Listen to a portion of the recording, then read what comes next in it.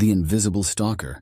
The rain was coming down in a relentless, steady drizzle, a chilling curtain of water that obscured the world beyond the windshield of Sarah's car. She gripped the steering wheel tightly, her knuckles turning white as she navigated the winding, deserted road that led to her isolated cottage deep in the woods. It was a place she had chosen for its solitude, a refuge from the hustle and bustle of city life. But tonight, that isolation felt more like a curse than a blessing. Sarah had always been a fiercely independent woman, never afraid to be alone. But in recent weeks, something had changed.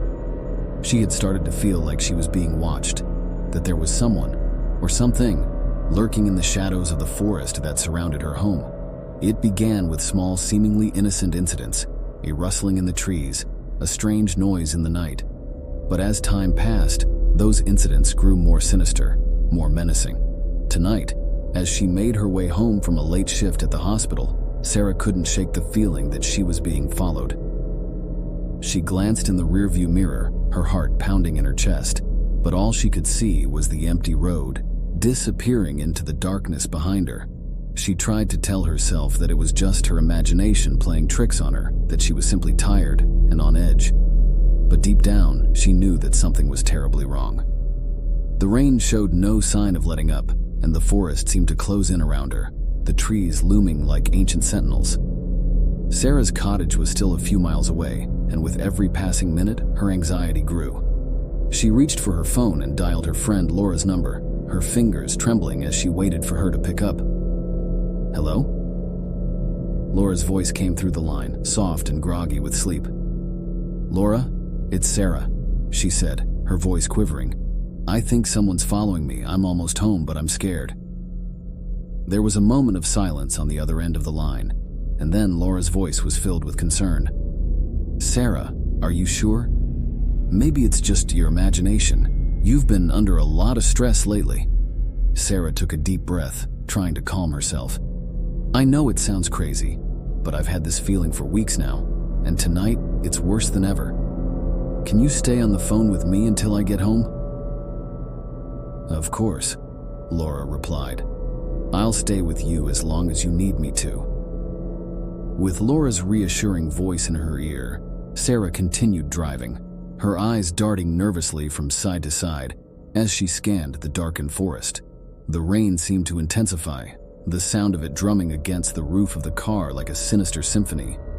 She couldn't shake the feeling that she was being watched, that there were eyes on her every move. As she approached her cottage, Sarah's heart leaped into her throat. The porch light was on, casting a feeble glow onto the front steps. She was certain she had turned it off before leaving for work that evening. Panic surged through her veins and she slammed her foot on the accelerator, skidding to a stop in front of the cottage. She grabbed her umbrella from the back seat and stepped out of the car, her phone still clutched in her hand. The rain was coming down harder now, drenching her in seconds. Sarah scanned the area, her eyes darting around the darkness. Nothing seemed out of place, but she couldn't shake the feeling that someone had been here, that someone was still here.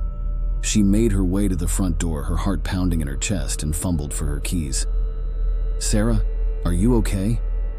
Laura's voice crackled through the phone. "I'm not sure," Sarah whispered. "I think someone's been here. The porch light was on, and I'm certain I turned it off." Laura's voice was filled with concern.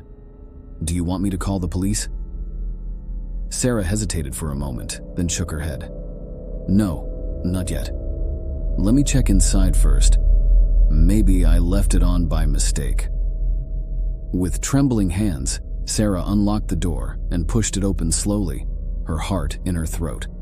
The interior of the cottage was shrouded in darkness, the only light coming from the porch. She took a tentative step inside, her senses on high alert. Something felt wrong, and the feeling was becoming overwhelming. As Sarah moved deeper into the cottage, she suddenly froze. A chill ran down her spine as she realized that the photographs on the walls were all facing the wrong way, their blank backs staring at her.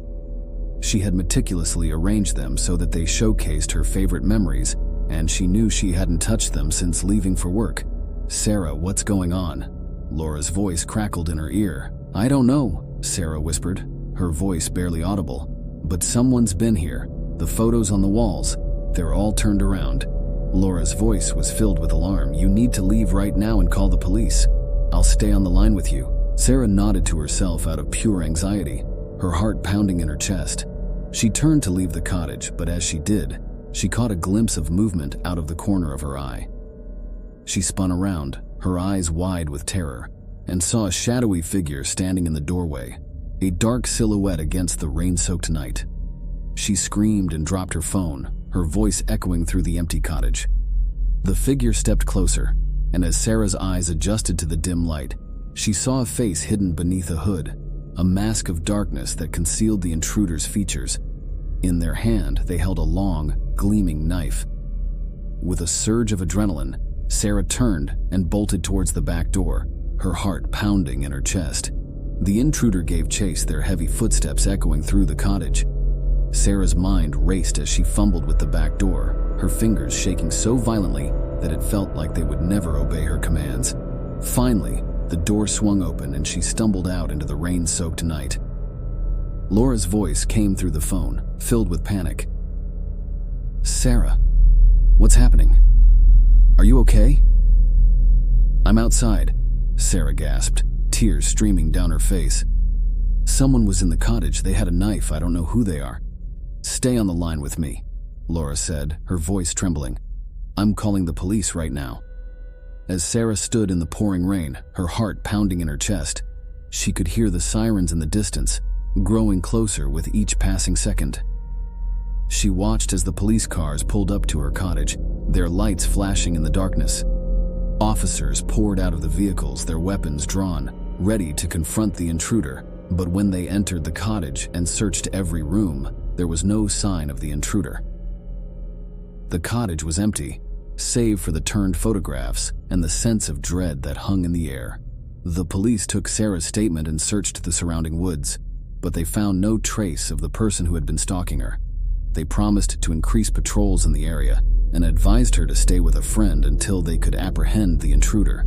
Sarah stayed with Laura for several nights, too terrified to return to her cottage.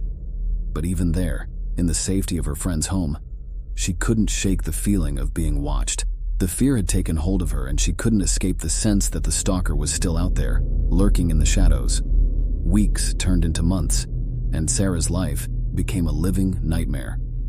She installed security cameras around her cottage, locked every window and door, and even considered moving away. But the feeling of being watched never left her, and the sense of dread hung over her like a dark cloud.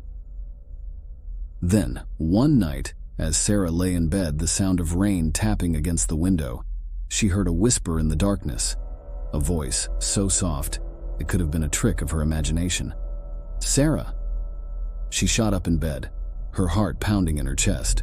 The room was shrouded in darkness and the rain continued to fall outside. She strained her ears, listening for any sign of the intruder, but all she could hear was the sound of her own panicked breaths. "Who's there?" she called out, her voice trembling. There was no reply, just the relentless sound of the rain. She reached for her phone, her fingers trembling as she dialed Laura's number. But when she brought the phone to her ear, all she heard was the same soft whisper, a voice filled with menace. "Sarah!" Tears welled up in her eyes as she realized the truth.